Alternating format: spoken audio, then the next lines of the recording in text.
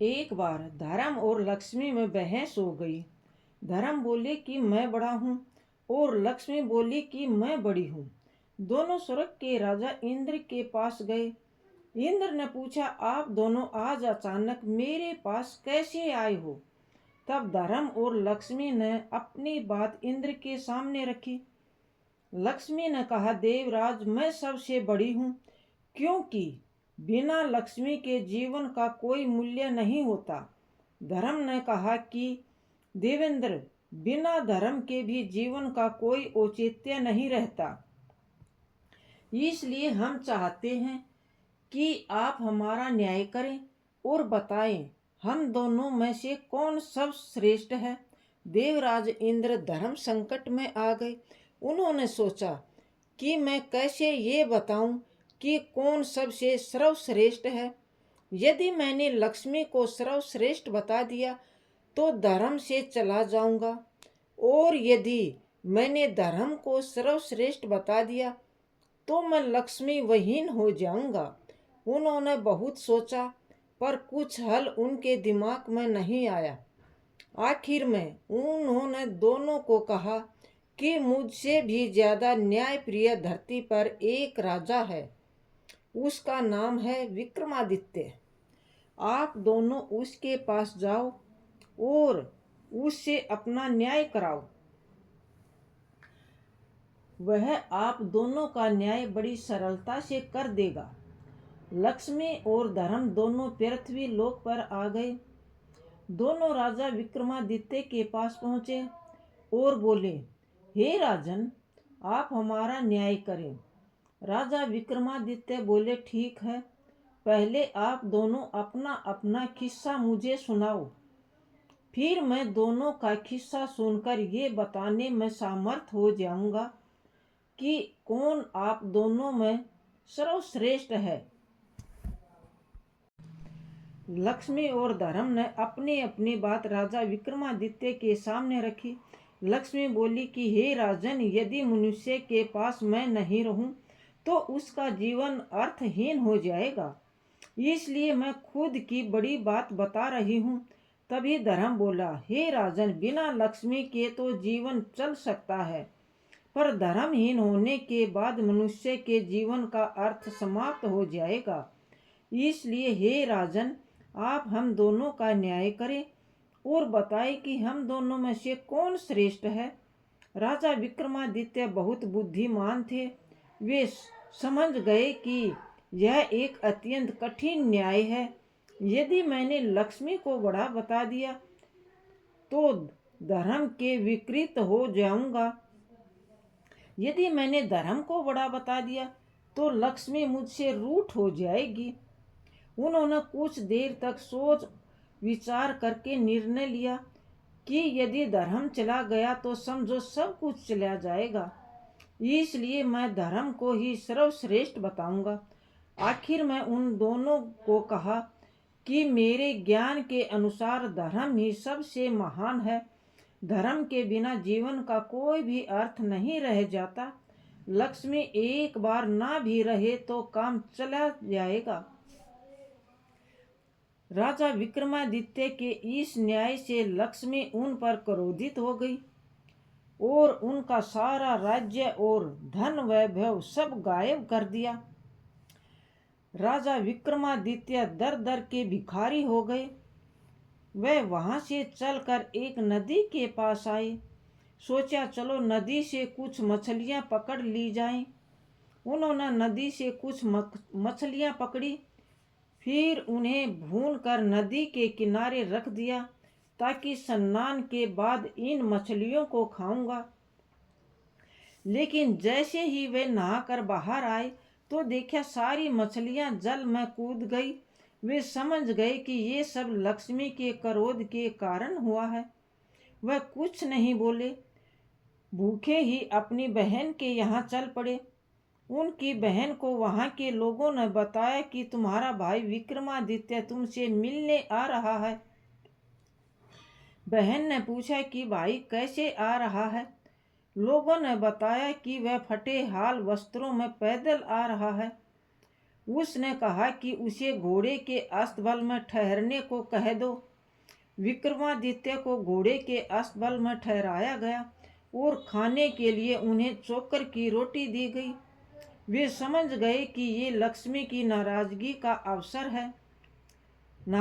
का असर है, इसलिए उन्होंने वही जमीन पर गड्ढा खोदकर वह रोटियां गाड़ दी और बोले कि हे धरती माँ, मैं जब दोबारा यहाँ आऊँगा तो आप ये रोटी इसी स्थिति में संभाल कर रखना। फिर वह किसी को बिताए बिना वहाँ से रवाना हो गए। अगले दिन सुबह वे एक मित्र के पास पहुँचे। मित्र ने उनका बहुत स्वागत किया। खाने के लिए उनको तरह तरह के व्यंजन परोसे गए। जब राजा विक्रमादित्य खाना खाने बैठे तो उन्होंने देखा कि खुट्टी पर टंगा नौलखा हार खुट्टी निगल रही है। वह समझ गए कि ये भी लक्ष्मी की चाल है, इसलिए उन्होंने अपनी सफाई में कुछ भी नहीं कहा। मित्र जानता था कि विक्रमादित्य ऐसा नहीं कर सकते, पर उसकी पत्नी ने विक्रमादित्य पर अभियोग लगा दिया कि उनका हार विक्रमादित्य ने ही चुराया है।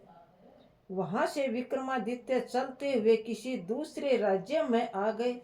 चलते चलते थक जाने के कारण उन्होंने सोचा कि क्यों न किसी वृक्ष के नीचे थोड़ी देर सो लिया जाए।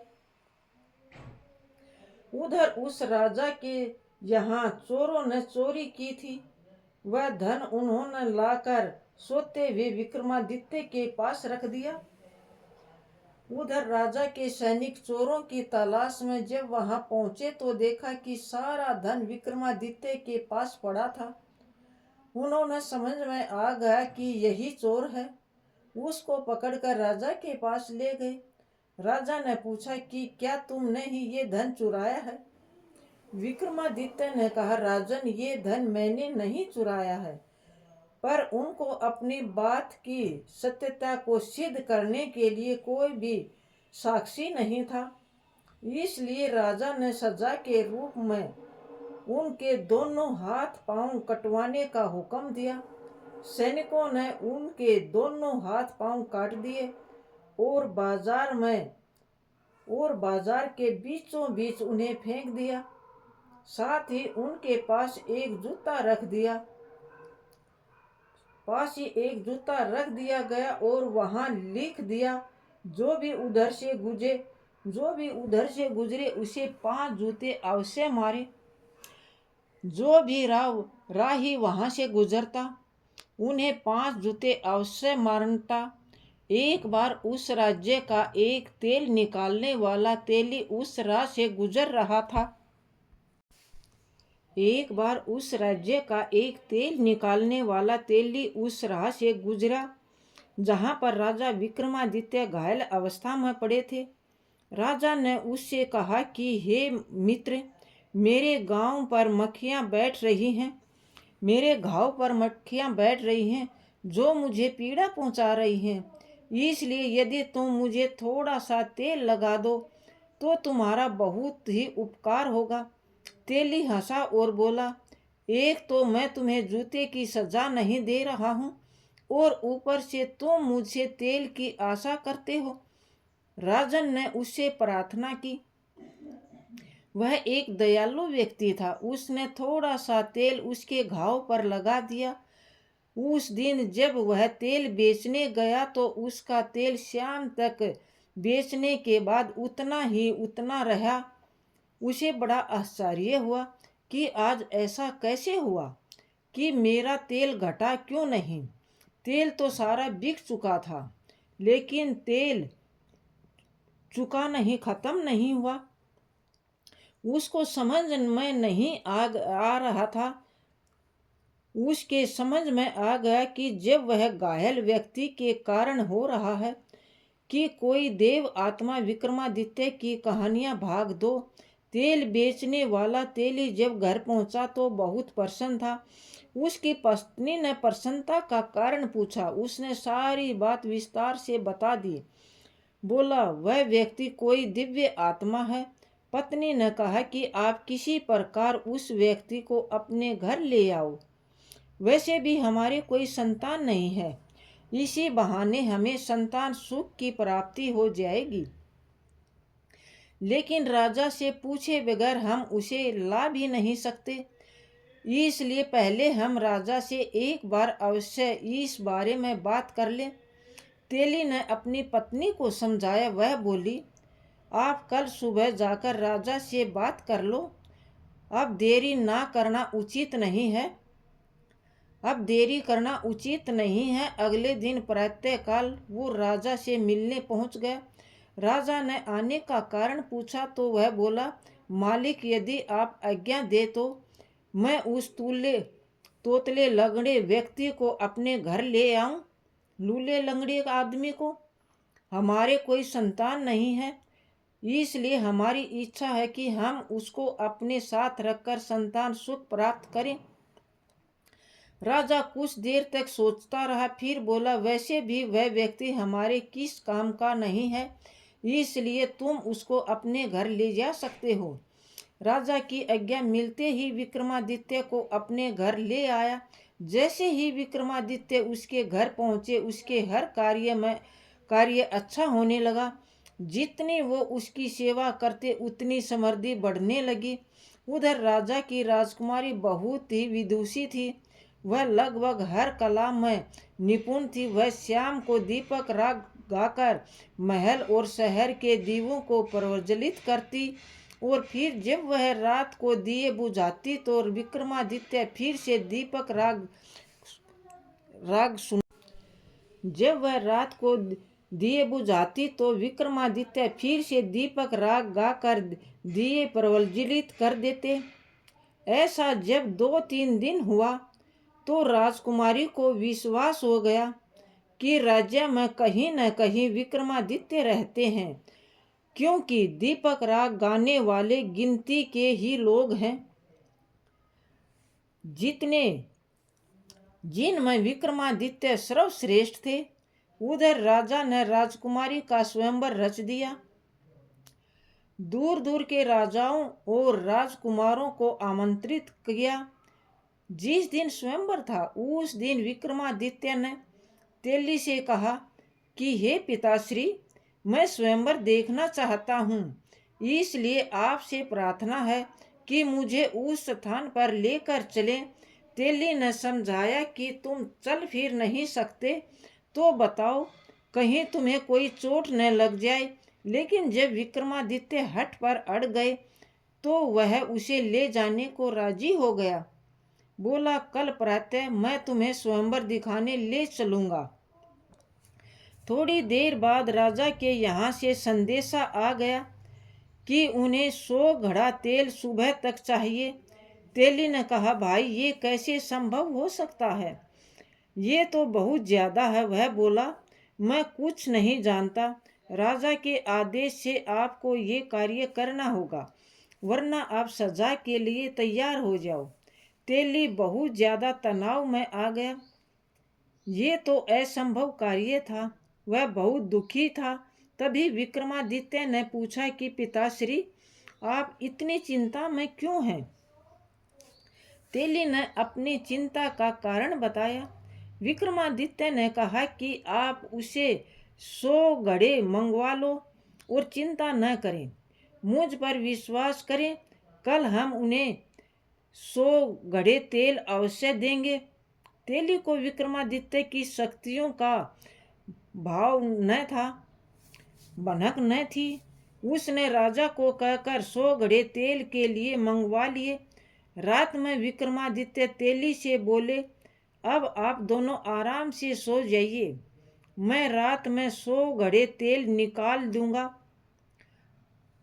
तेली की पत्नी बोली, बेटे, तेरे हाथ और पाँव नहीं हैं, बता तू कैसे बैलों को चला पाएगा? विक्रमादित्य ने कहा, माँ, तू निश्चित होकर सो जा, मैं सब कार्य कर लूंगा। रात में विक्रमादित्य ने 100 घट तेल निकाल दिया। सुबह जब राजा के व्यक्तियों ने देखा कि आश्चर्य से भर गए। तेली और तेलन दोनों को अब पूर्ण विश्वास हो गया कि ये लड़का जरूर कोई देवता है, इसलिए अब कोई चिंता नहीं करनी चाहिए। अगले दिन तेली ने विक्रमादित्य को नहलाया धुलाया, नए वस्त्र पहना दिए, फिर उनको लेकर स्वयंवर में दूर बैठा दिया। कुछ समय बाद राजा और राजकुमार जब आए तो राजकुमारी की चुनाव के लिए भेजा। राजकुमारी ने उन लोगों में विक्रमादित्य को तलाशना शुरू किया। उसे राजाओं में तो कोई भी ऐसा दिखाई नहीं पड़ा जो विक्रमादित्य लगे। तभी उसकी निगाह दूर बैठे अपंग व्यक्ति पर गई। उसमें उन्हें बहुत तेज दिखाई पड़ा। उनका तेज देखकर वह समझ गई कि वही राजा विक्रमादित्य है। बस फिर क्या हुआ, वह माला लेकर उसकी ओर चल पड़ी। बस पहुंचकर माला उनके गले में डाल दी। वहां उपस्थित राजा राजकुमार और लोग आश्चर्यचकित हो गए। आखिर राजकुमारी ऐसा क्यों किया? राजकुमारी के घर के लोगों ने कहा कि लगता है राजकुमारी की तबीयत सही नहीं है, इसलिए उससे ये गलती हो गई है। सब ने राजकुमारी को मना किया, जल पिलाया, पंखा डोला, फिर माला लेकर भेजा। पर राजकुमारी फिर माला विक्रमादित्य के गले में डाल देती है। उपस्थित जन समूह को लगा कि राजकुमारी का स्वास्थ्य सही नहीं है, इसलिए वह इस प्रकार का व्यवहार कर रही है। इतनी सुंदर राजकुमारी आखिर क्यों एक अपाहिज के गले में माला डाल रही है? आखिर में लोगों के सुझाव से राजकुमारी को दोबारा माला दी गई ताकि वह सही वर का चुनाव कर सके। पर इस बार भी राजकुमारी ने विक्रमादित्य के ही गले में माला डाली। राजकुमारी के इस व्यवहार से यहाँ आए राजा और राजकुमार क्रोधित हो राजकुमारी के पिता से बोले, आपकी पुत्री को यदि एक अपाहिज से विवाह करना था तो हम सबको निमंत्रण क्यों भेजा?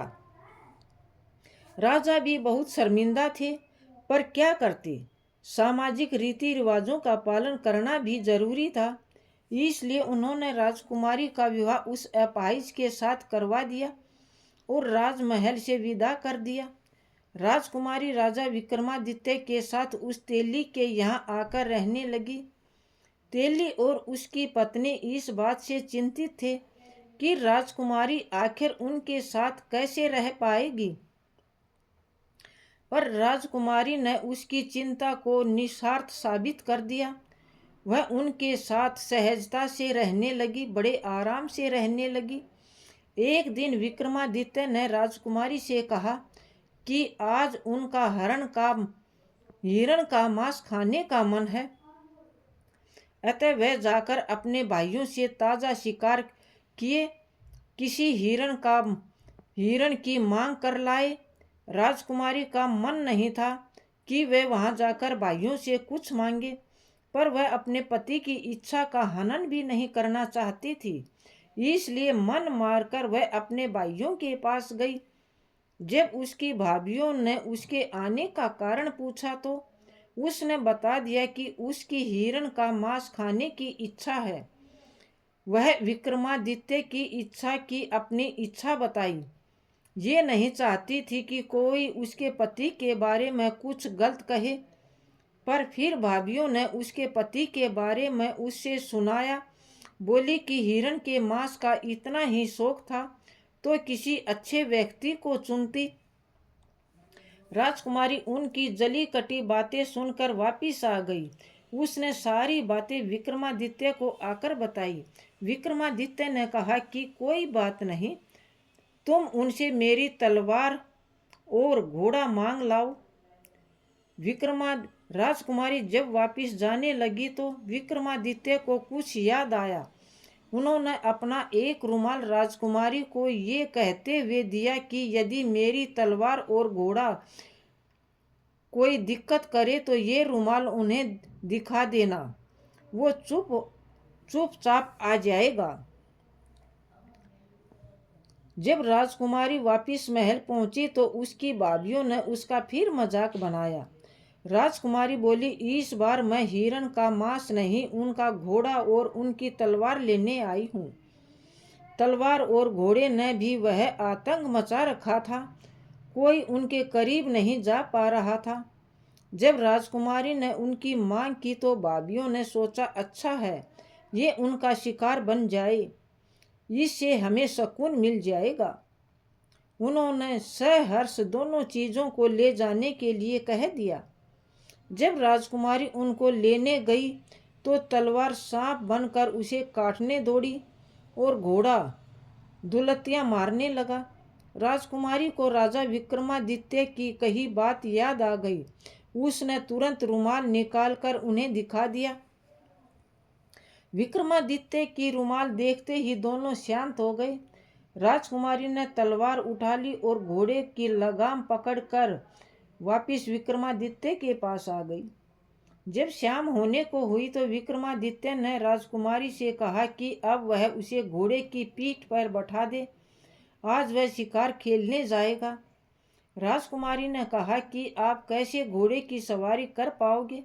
विक्रमादित्य ने जिद की तो राजकुमारी ने तेली की मदद से उसे घोड़े पर बैठा दिया, पर बिना किसी पकड़ के वह घोड़े से गिरने लगे। राजकुमारी ये सब देखकर बहुत दुखी हुई।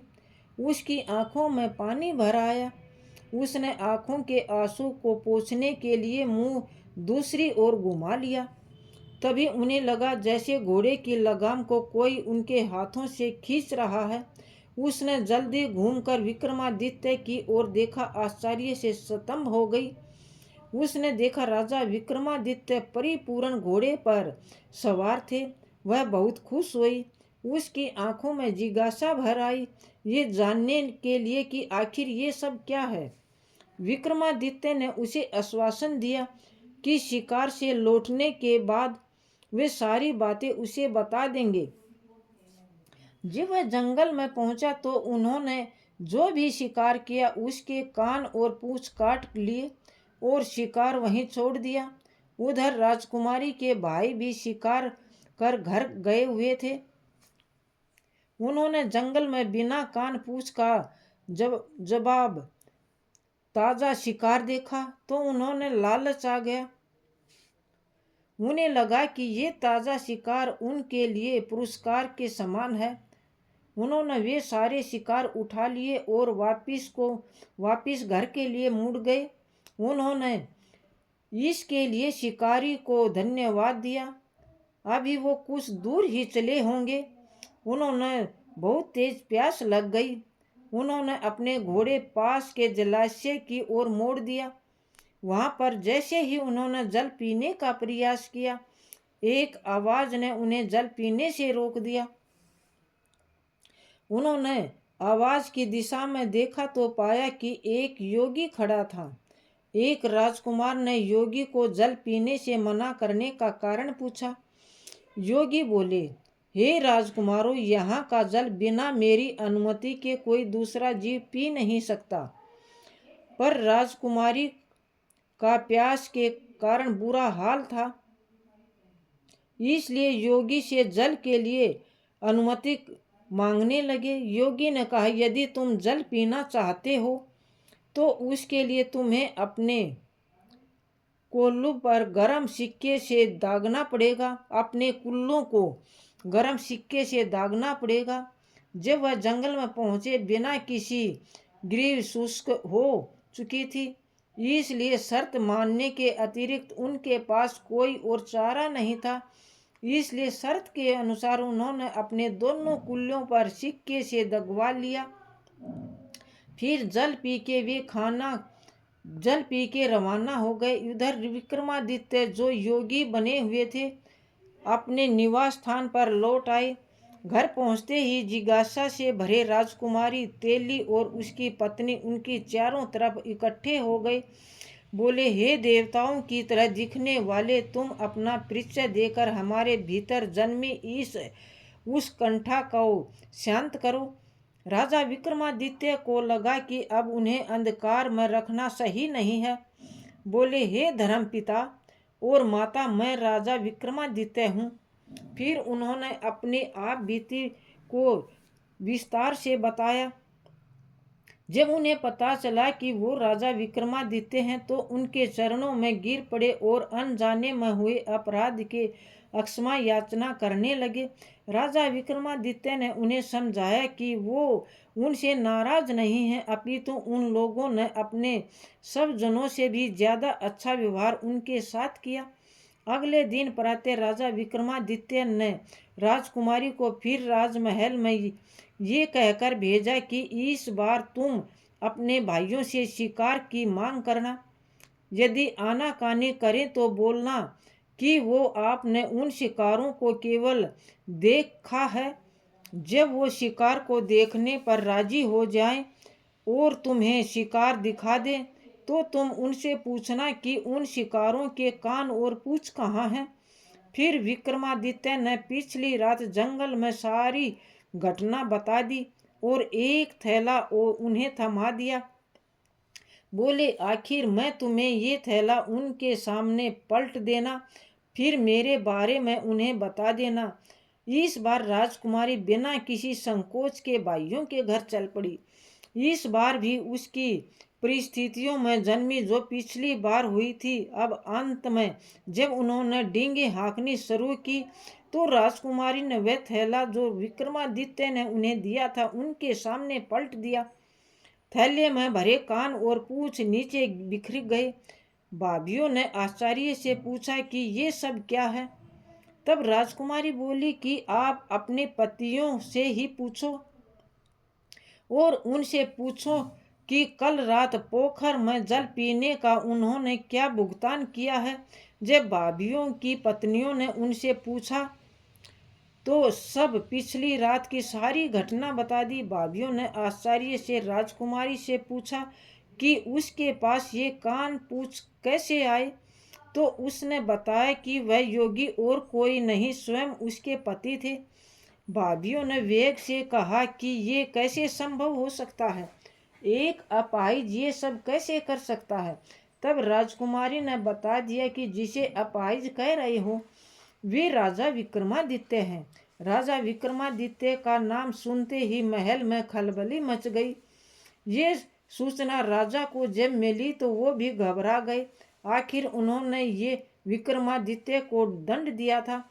राजा, राजकुमार और मंत्रीगण सभी तेली के घर दौड़ पड़े। राजा और राजकुमार सभी राजा के पैरों में गिरकर अक्षमा याचना करने लगे। राजा ने उन सब को कहा कि आप लोग दुखी न हो, यह मेरे धर्म की परीक्षा थी, इसलिए आप लोगों की मति घूम गई थी। अतः आप लोग ये बात अपने मस्तिष्क से निकाल दें कि मैं आपसे नाराज हूँ। सब खुश हो गए और राजा को अपने महल ले गए। उनकी खूब आव भगत की। कुछ दिन वहाँ रहने के बाद राजा ने वहाँ से विदाई ली और पूरे साजो सम्मान के साथ राजा ने वहाँ से विदा किया। विक्रमादित्य उस राज्य से माल असबाब के साथ रवाना हुए। राजा ने भी उन्हें भरपूर सम्मान दिया। सैनिकों ने पूछा कि राजन अब हम किस ओर बोले। तो विक्रमादित्य ने कहा कि आप लोग मेरी बहन के घर की ओर चलो। जब वे लोग विक्रमादित्य की बहन के नगर के पास पहुंचे तो बहन की भी उसके गुप्तचरों से समाचार प्राप्त हुआ कि उसका भाई विक्रमादित्य आ रहा है। उसने अपने कर्मचारियों से पता किया कि विक्रमादित्य किस परिस्थिति में है। गुप्तचरों ने बता दिया कि वे पूरे लश्कर के साथ आ रहा है। बहन ने तुरंत राज्य कर्मचारियों से उसके भव्य स्वागत के लिए कहा और बोली उसे विशेष महल में ठहराया जाए। जब विक्रमादित्य पहुंच गए तो बहन उनके लिए बेहतरीन व्यंजन बनाकर उनके स्वागत में पहुंची। राजा विक्रमादित्य ने वह भोजन करने से मना कर दिया और बहन को लेकर वह गौशाला में पहुंचे। एक जगह जमीन खोदकर उसने सूखी रोटियां निकाली जो उस समय बहन ने उसके लिए खाने को भेजी थी। जब उस पर लक्ष्मी रुष्ट थी, बहन बहुत शर्मिंदा हुई। उसने अपने किए पर शर्मिंदगी जताई, लेकिन विक्रमादित्य ने कहा, बहन मुझे इस बात का कोई भी दुख नहीं है, पर तुम्हें संबंधों की मर्यादा का पालन करना था। अगले दिन वो वहां से रवाना हो गए। अपने कर्मचारियों से मित्रों के घर चलने को कहा। जब वह मित्र के घर पहुंचे तो मित्र बहुत प्रसन्न हुआ। बोला, तुम्हें प्रसन्न देखकर मैं बहुत खुश हूँ, तुम्हारी वह विपत्ति टल गई। ये देखकर मन बहुत आनंदित हुआ। आपसे अनुरोध है कि आप आज की रात कम से कम मेरे अतिथिपन स्वीकार करें। विक्रमादित्य ने कहा कि मित्र, मुझे खुद को भी तुम्हारे यहाँ रुकने की इच्छा थी। वह विक्रमादित्य को लेकर अपने विशेष कक्ष में पहुंचा। वहां दोनों मित्रों के मध्य पुराने दिनों की चर्चा हुई। रात को खाने के समय विक्रमादित्य को वही भोजन परोसा गया जहां पर खूंटी से हार निगला था। खूंटी ने हार निगला था। विक्रमादित्य ने जैसे भोजन करना शुरू किया, खूंटी ने हार निगलने के साथ हार को उगलना शुरू कर दिया। विक्रमादित्य ने जैसे ही भोजन समाप्त किया, रानी का नौलखा हार खूंटी पर टंगा दिखाई दिया। तभी राजा की निगाहें खूंटी पर गई तो वहां उन्हें खोया हुआ नौलखा हार टंगा हुआ दिखाई दिया। राजा आश्चर्य से भर उठे। रानी से बोले कि ये कैसी अनोखी घटना है। इस हार की चोरी का इल्जाम तुमने मेरे मित्र विक्रमादित्य पर लगाया था। तब मैंने तुम्हें कहा था कि ऐसा कार्य मेरा मित्र विक्रमादित्य नहीं कर सकता, जो दुनिया की तकलीफों को हरता रहता है। क्या वह एक तुच्छ हार के लिए इतना गिर सकता है? जाओ, अपना हार ले लो। रानी को अपने किए पर बहुत शर्मिंदगी हुई। उसने हाथ जोड़कर विक्रमादित्य से क्षमा मांगी। बोली, हे राजन, मेरी मति को उस समय न जाने क्या हुआ था। मेरे उस अपराध की कोई भी क्षमा नहीं है, पर मैं चाहती हूँ कि आप एक बार मुझे माफ करके मेरी पीड़ा को कम कर सकते हैं। तभी विक्रमादित्य ने कहा कि आप लोग ज्यादा दुखी न हो। वह समय मेरा विपत्ति का था। मुझ पर लक्ष्मी रूठ थी, मुझसे लक्ष्मी रूठ गई थी, इसलिए वो सारी घटनाएं घटी। फिर उन्होंने वो सारी बातें विस्तार में उनको बताई। फिर अगले दिन अपने राज्य के लिए रवाना हो गए। जब वो अपने राज्य में पहुंचे तो लक्ष्मी नगर के द्वार पर ही उन्हें मिल गई। बोली, हे राजन, तुम सही थे और मैं गलत थी, इसलिए मैंने तुम्हें जो दंड दिए उसके लिए मैं दुखी हूँ। क्या पुत्र अपनी माता को क्षमा नहीं कर सकता? विक्रमादित्य लक्ष्मी के पैरों में गिर गए और बोले, हे माँ, आप ऐसी बात न करें। आपकी परीक्षा से मेरा और भी निखार हो गया, इसलिए मैं आपका आभारी हूँ। विक्रमादित्य के विनम्रता से माँ लक्ष्मी बहुत ही प्रसन्न हुई। बोली, हे विक्रमादित्य, मेरा तुमको आशीर्वाद है। जब तक दुनिया रहेगी लोग तुम्हें नहीं भूल पाएंगे। आशीर्वाद देकर माँ लक्ष्मी अंतर्ध्यान हो गई। राजा अपने नगर में पहुंचकर सुखी जीवन व्यतीत करने लगे। आपको ये कहानी कैसी लगी कमेंट करके ज़रूर बताएं। वीडियो पसंद आया हो तो लाइक करें और ज़्यादा से ज़्यादा शेयर करें। और अभी तक हमारे चैनल को सब्सक्राइब नहीं किया हो तो प्लीज़ हमारे चैनल को सब्सक्राइब करें। हे माता लक्ष्मी, हे धर्म, अगर कथा अधूरी हो तो पूरी करो, पूरी हो तो सम्मान दो। धन्यवाद दोस्तों।